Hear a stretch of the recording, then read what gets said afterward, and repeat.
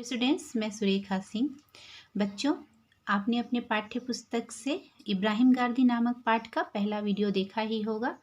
पिछले वीडियो में हमने देखा था कि सन 1761 में पानीपत के तीसरे युद्ध के दौरान अफगानों और मराठों के बीच जो युद्ध हुआ, जिसमें मराठे जो है हार जाते हैं और उनका सेनापति इब्राहिम गारदी जो है वो बंदी बना लिया जाता है।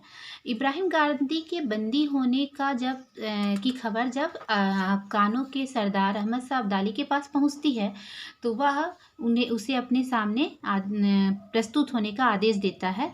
जब इब्राहिम गारदी अहमद शाह अब्दाली के सामने प्रस्तुत होता है, तो वो अहमद शाह अब्दाली जो है उससे बड़े ही क्रोधित होकर उससे कुछ प्रश्न करता है, जिसका इब्राहिम गारदी बड़ी निडरता से और निर्भीक भाव से वह जवाब देता है।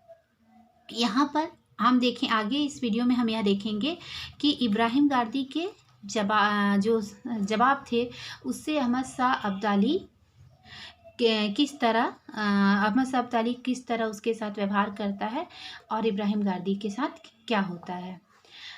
इस वीडियो में पिछले वीडियो में हमने पढ़ा था कि अहमद शाह अब्दाली जो है वो इब्राहिम गारदी से कहता है कि तुम अपने किए गए कार्यों से तौबा कर लो और नहीं तो तुम्हारे टुकड़े टुकड़े कर दिए जाएंगे।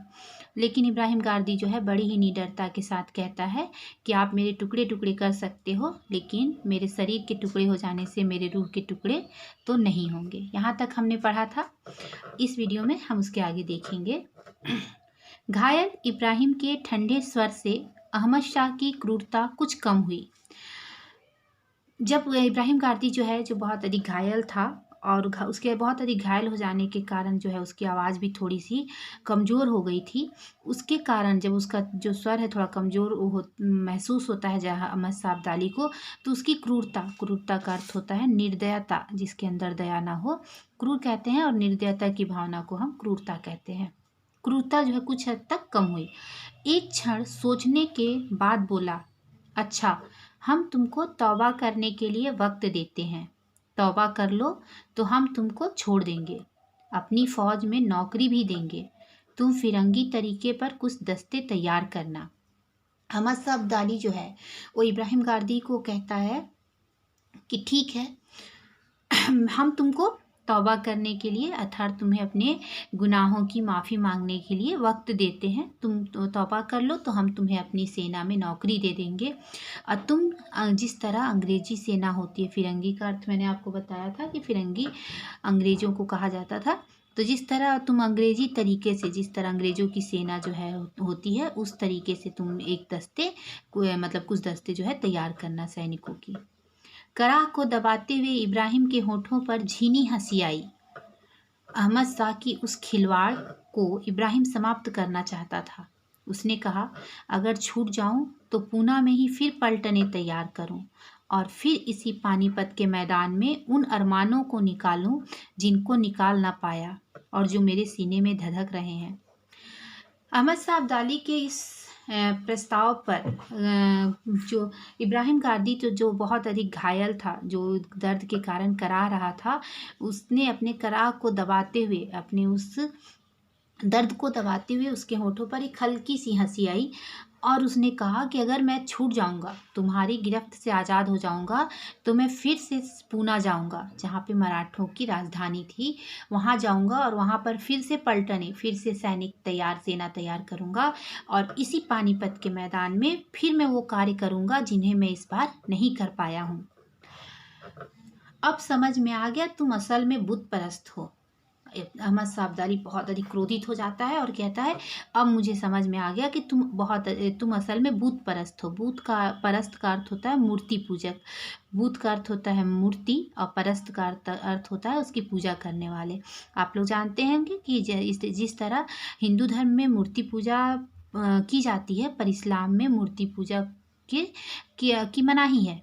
तो वो जो है कहता है कि अब मुझे समझ में आ गया कि तुम वास्तव में क्या हो, बुत परस्त हो, यानी मूर्ति पूजक हो। जरूर हूँ, लेकिन मैं ऐसे बुत को पूजता हूँ जो दिल में बसा हुआ है और जो ख्याल में मीठा है। जिन बुतों को बहुत से लोग पूजते हैं और आप ही, मैं उनको नहीं पूजता।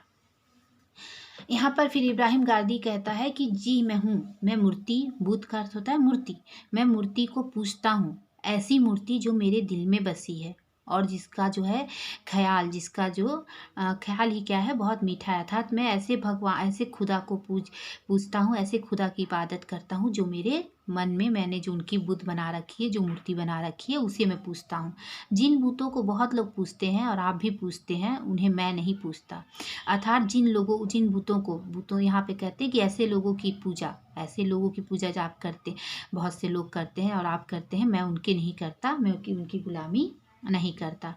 हम भी खबरदार, अहमद साहब दाली जो है गुस्से में चिल्लाता है कि हम भी क्या, मैं भी मूर्ति पूजा करता हूँ, खबरदार, हाँ आप भी। हर तंबू के सामने मरे हुए सिपाहियों के सरों के ढेर के इर्द गिर्द जो आपके पठान और रूहेले सिपाही नाच नाच कर जश्न मना रहे हैं, वह सब क्या है?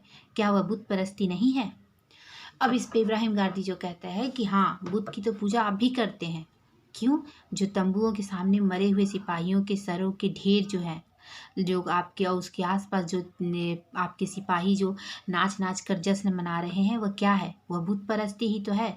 अर्थात वे लोग क्या कर रहे हैं? वो लोग आपको खुश करने के लिए यह कार्य कर।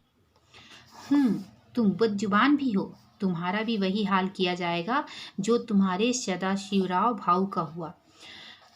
अब अहमद साहब दाली जो कहता है कि तुम बदजबान भी हो। बदजबान का बद और जबान शब्द में बद उपसर्ग लगा है, तो मतलब तुम जबान के बहुत बदतमीज हो, तुम क्या हो, बहुत बुरा बोलते हो।